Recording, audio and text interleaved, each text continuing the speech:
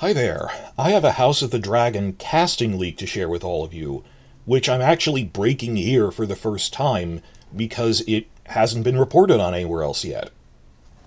Oscar Tully will appear on screen in Season 2, and I know who's playing him, but they cast an unknown. That also, I can't tell you how we know this exactly, but it is according to reliable sources from the Dinnerwick Quarry set in North Wales, who have given us accurate information before.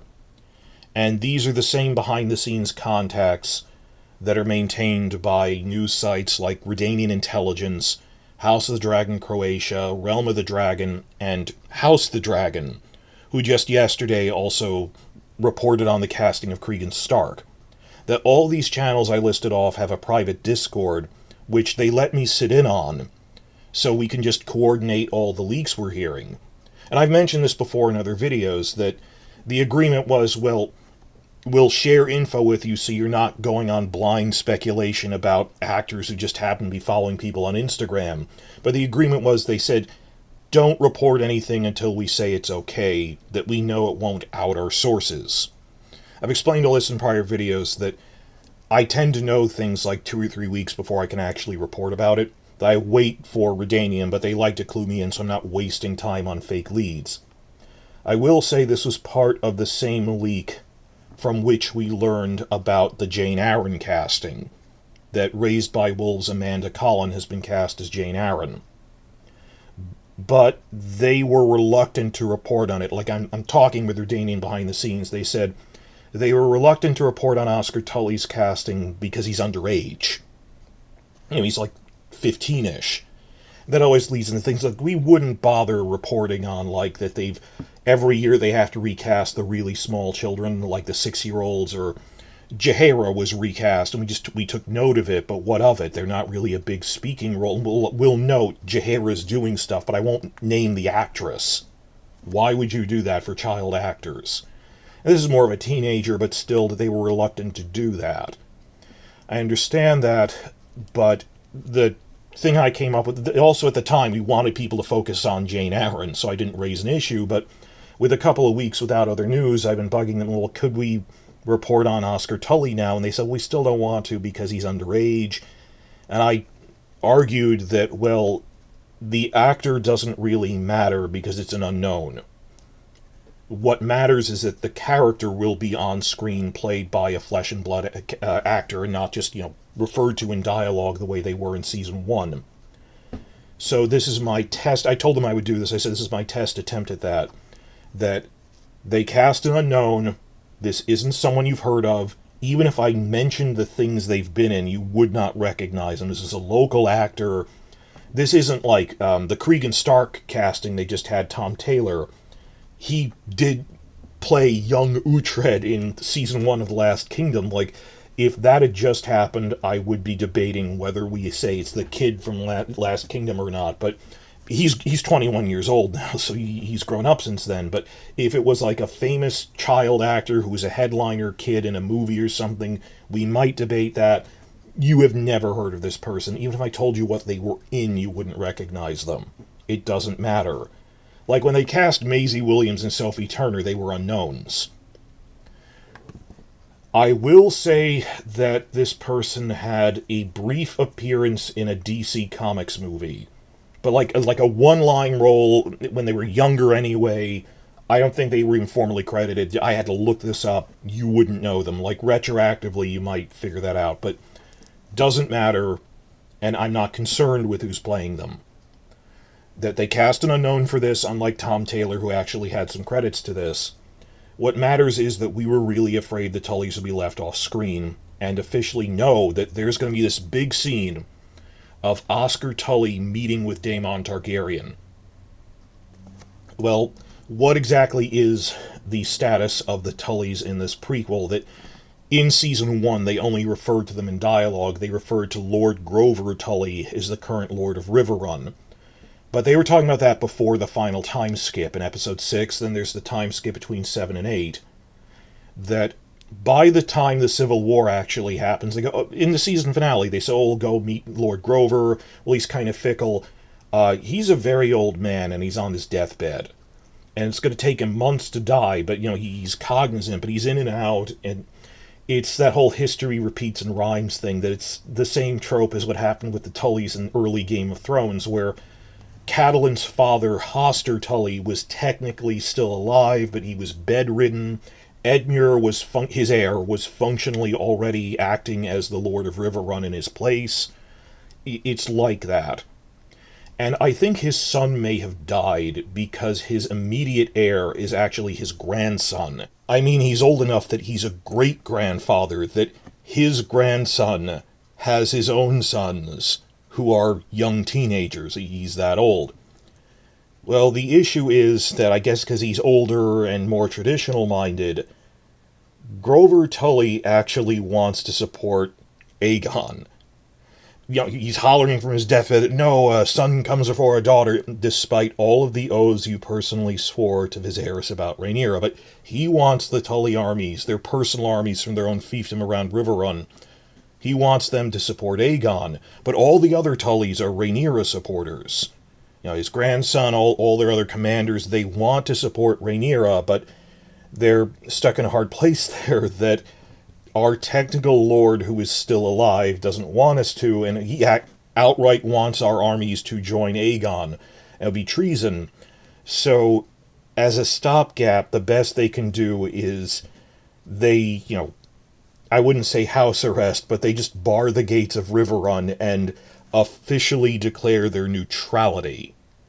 That we're not going to completely go against our grandfather, but look, he's on his deathbed. He'll be gone in a couple of months, but we don't want to outright disobey him, so let's just keep our armies at Riverrun and wait this out. It's a bad situation, it's the best we can do, while they're waiting for that to happen. And in the meantime, they say just all the other bannermen who rule the different patchwork of holdings around the Riverlands, they'll have to declare for whoever they want on their own. Most of them support Rhaenyra. The Blackwoods, the Mallisters. Only one or two don't. Like, the Brackens declare for Aegon, mostly because they'd never join the same side as the Blackwoods to mess with them. What are they going to do? Disobey their grandfather or even kill him? Hasten his passing? The family motto of the Tullys is family, duty, honor. Why not just lock him up and not tell him that your armies are outright going for Rhaenyra? They go, we tried to walk a middle ground of we're ignoring his order, but we're not joining Rhaenyra. It's a bad situation, but they want to join Rhaenyra, and because of that, halfway through the war, towards the end of the war, when the other forces are already, they're bloodied, they've taken losses, the Tully armies are going to come fresh into this after their grandfather dies, and be a major factor then at giving a boost again to Rhaenyra's side, and this happens with the Greens too, that the Baratheons are kind of at the edge of the battle, that late stage more forces need to come in just from attrition. I mean, think like the 30 Years' War. The original factions were exhausted, but new sides like then Sweden joined, then France joined into this fight after the ones that originally caused it are all but exhausted. So, like in War of the Five Kings, the Starks and Lannisters are worn out, but like the Vale and Dorne, who stayed out of the fighting, are at full strength by the later stages of it. So it's going to be like that. In terms of the Tullys of this generation, again, I think Grover's son must be dead because we never hear of him. They treat his grandson as his heir. And we never hear about any women. I mean, there must have been a wife, but I don't think there are any daughters. We never hear about any Tully women in his generation. But old Lord Grover's grandson and direct heir, who, like Edmure, is ruling Riverrun in all but name, that's Elmo Tully. And he has two sons, but they're very young teenagers. That there's the older brother, Kermit Tully, who they say he's just a green boy. And his younger brother, Oscar Tully, is greener still. So that's the background from the books on the Tullys in this prequel era. And I can't really talk about the actor, but it doesn't matter because the cast is unknown. What did we find out about Oscar Tully, the fictional character, in Season 2? And by extension, the involvement of the Tullys as a whole? There's going to be a big scene of Oscar Tully riding into Harrenhal after it's been taken by Daemon and he's setting it up as his main staging area for the war. That Oscar Tully riding into Harrenhal, accompanied by half a dozen Tully knights in full armor. That he's coming as this formal embassy from Riverrun to treat with Daemon. And presumably when he meets him, he's going to go over all the exposition I just did, that they need to present this in dialogue, that have Oscar say, look, we want to join you with House Tully's own armies, but we have to wait until my great-grandfather dies, but he's on his deathbed, he won't live that much longer, maybe a few months. We will join you, just not right now, we need to stay neutral, because we would never outright go against his commands or just ignoring and staying out of it. So the individual river lords will have to decide what to do. In a feudal system, the ruling family has their own fiefs that they rule directly, and then the vassals. So I'm talking about the armies of Riverrun itself, the Tully armies, not the armies of their vassals. They have to choose individually. A lot of Season 2 will be going through the second-tier houses, like the Reach is heavily divided. Riverlands, not as much. So they'll be explaining the internal politics of the Riverlands, all the different houses, why the Tullys are going to be out of the fighting for a bit, because then they'll have fresh armies in the late stage of the war, when they're really important. So their decision was, rather than make a Riverrun set, which we are going to use exactly once, because there are no major battles or sieges there in this war, unlike the War of the Five Kings, rather than make a Riverrun set we're going to use exactly once, for like 3 minutes, for a dialogue scene, why not just have a Tully envoy come to Daemon at the big extensive Harrenhal set that we are building physically at Dinnerwig Quarry? I think that's a great idea. It doesn't change anything. Just instead of Daemon coming to them, they come to him, send a guy to him. That is fine. We have such a bad experience with Game of Thrones, as we later learned, just how irresponsible they were with the location budget and sets, like throwing money at it and then turning around and going, oh, we ran out of money to make Direwolf CGI. That, oh, we spent millions of dollars on this staircase you can't see, that they point this out as if it's a point of pride. Or we built the Winter Town as actual structures. You see them for 3 seconds, and it's money that could have gone to Dragon CGI, and the same people turn around and go, oh, we ran out of money for that they have no budgeting skill. That this is the responsible thing, that like Season 1, they didn't need to build a Storm's End set. It was done on the virtual set because it appears once.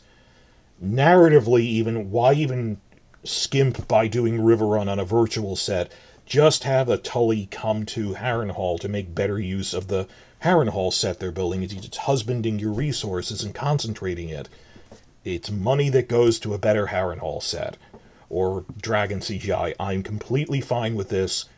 What matters to me is if a Tully character is on screen or not, rather than, bricks and mortar don't mean as much to me as that. That works fine. More importantly than the mere fact that Oscar Tully is coming on screen, when I thought I was really afraid that we wouldn't get any on-screen Tullys, more important is the next thing. We found out when we learned this that the episode that Oscar Tully comes to Harrenhal is directed by Lonnie Perister. And a couple of weeks later, we confirmed that Lonnie Perister is actually only directing one episode in Season 2. Episode 7. And there's only 8 episodes this season, so Oscar Tully's introduction happens in the second-to-last episode. When armies are still gathering at Harrenhal, when Daemon himself is still at Harrenhal. That the main campaigns of the war, which are the mid-phase of the war when it's in the Riverlands, that hasn't begun yet as late as episode 7 out of 8. That, if you haven't seen it already, check out this other video I made, I'll link it at the end, on other spy photos we saw of the main Lannister army passing through the Golden Tooth with House Lefford. That we know that the mid-phase of the war will begin towards the end of the season, but it might just be a cliffhanger ending. That the opening moves of the war are just both sides consolidating their hold over certain vassals who are bucking the trend. Like, they go to the Riverlands to force the submission of the Brackens to Rhaenyra, otherwise the rest of the Riverlords are for her.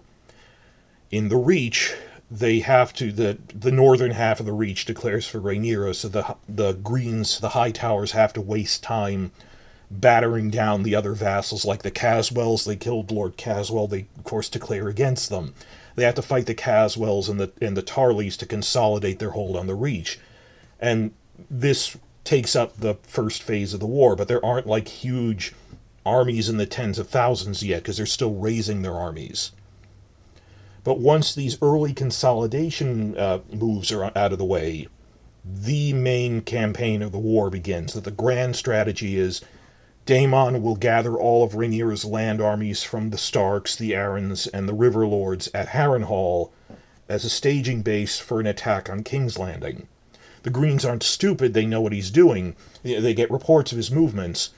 So their plan is the Lannister army, the full army of the Westerlands, will invade from the west, while the Greens' core armies from King's Landing invade from the southeast.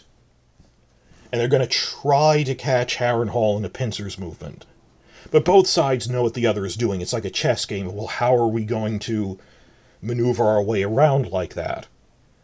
So, that mid-phase of the war, the Western Pincer, which is the Lannister army, we have seen spy photos of them starting to invade the Riverlands from the Golden Tooth. But I got the impression that that wasn't happening until later in Season 2. I can't really confirm, like what director filmed it.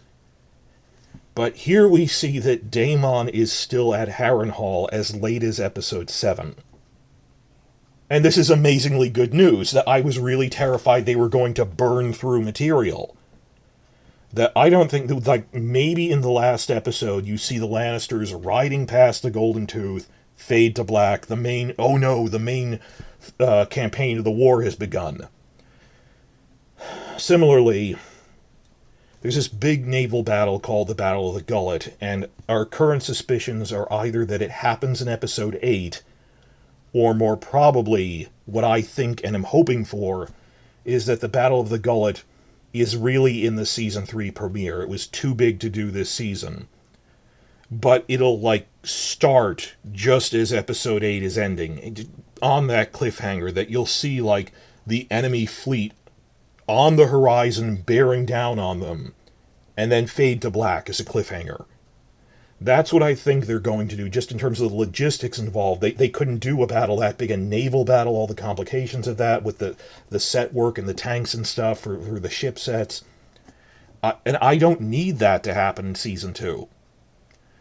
Moving on to just in general, I don't want to burn through material on this show. And if anything, the same people who are complaining, oh man, there's only 8 episodes. How can you... I will yell at people in the comments about this. How can you both say, oh man, there's only 8 episodes? Did they get to the Battle of the Gullet yet? If there's only 8 episodes, and if there were 10, 9 and 10 were going to be the Gullet, but it was so big that you have to put in another season. I don't want them to burn through material. If they made it 8, push something that big into next season. And this is, of course, you see the clickbait headlines that are like, wow, when is that battle going to come where a main character dies in a certain battle? Like, is that coming yet? Is that coming yet? Like the people who are hyping the Red Wedding in Game of Thrones Season 1, when it comes in the middle of Book 3, or is Ned Stark dead yet? And it's like, dude, if they had book spoilers at the time, but really the Red Wedding stuff, you are just clickbaiting and hyping character deaths. Like, obviously I look forward to, name redacted, but big dragon versus dragon battle where a lot of people die that isn't coming in Season 2. You know the one I'm talking about. Obviously I look forward to that. But then those characters and dragons are dead. I don't want that to come in Season 2 or even Season 3. I want that to be like Season 4 or 5. Because once it's over, they're done. So I can't get with people who are like that. Oh, why? Simultaneously, have your cake and eat it too. Oh man, they're pushing off all this stuff. And and how dare they burn through material? I'm on the side of I don't want them to burn through material. With an 8-episode season, I don't want the main campaign in the Riverlands leading. It's called the Battle by the Lake Shores. Like, Westeros' Antietam is the big climactic battle of the Riverlands campaign. Biggest land battle of the entire war on any front. And that is not happening in season 2. It shouldn't. There is enough time to set it up. We wouldn't, like, you could draw out that it's not a battle, a campaign in the Riverlands. Like, the Riverlands campaign of Tywin versus Robb Stark stretched across 2 seasons.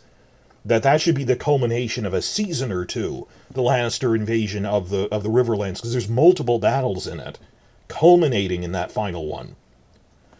So, this is great news, not just that the Tullys are here, they will be on screen, but they are not burning through material. That Oscar Tully is introduced, the Tullys are introduced in the second to last episode, when Daemon is still gathering and surveying his armies at Harrenhal.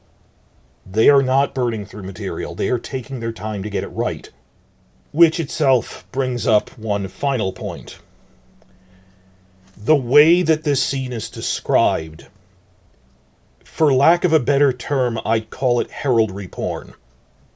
It describes, as Oscar is riding in, Daemon surveys the amassing army, is the quote of Daemon surveys the army, and then Oscar comes. And it lists off that you can see the heraldry on the banners of the Blackwoods, of the Brackens, the Strongs, the Mallisters, the groups they've established. It goes down to relatively obscure river lord houses that were not introduced by name in Game of Thrones, who we've never seen the heraldry of. Then it goes Mallister, but then it goes Mooton, and it lists off, and here's House Derry's banner with the black plowman on a brown field, and here's House Piper's heraldry with the pink maiden on the blue, and House Vance, which is a Easter egg reference to George R. R. Martin's, one of his favorite writers, Jack Vance. And here's the quartered dragon heraldry of House Vance. That there's like a dozen banners described in loving detail, just in a text description of, and Daemon surveys the army. And like I said, that's a big failing of Game of Thrones, is they acted like it's just the great houses. Like, there's 7 kingdoms, there's 9 families you need to know about. Every great house has like a dozen major vassals who have a character unto themselves. Like, I don't know, the Manderleys, who were barely in Game of Thrones. The Blackwoods were major characters in Game of Thrones, in A Song of Ice and Fire books, cut to nothing. And thankfully they're reintroducing them. Think of how many second-tier houses they've actually stressed in this that weren't stressed like that in Game of Thrones, because they were trying to concentrate it all into the lead character. Concentrate all the action on the lead actors for awards and stuff. But the second-tier families you have to keep track of, the Hightowers technically are second-tier, but the Tarleys, that they bothered to set up the Caswells, introducing the Rowans and Mallisters in that scene with the Kingsguard, that the Blackwoods and Brackens, and I'm just looking at this, and wow, they're introducing the Darrys, Pipers, and Vances in this as they do a roll call, as Daemon is surveying the troops as they marshal into formation at Harrenhal. So for fans of the books, the original book fan sites started out as heraldry databases. I can only call it heraldry porn. Like what they did at the tournament in season 1, but more so, and with troop formations marching around. And as they're in the middle of this, Oscar Tully rides in with this delegation of Tully knights decked out in full armor as an envoy to treat with him and explain why are the local politics of the River Lords, of why are these ones siding with us but these ones aren't, why are the Tullys neutral for now. And just the big takeaway was, this is happening as late as the second to last episode. They are taking the time to do the opening the Crownlands campaign culminating at Rook's Rest. They're taking the time to do that right. So, good news all around.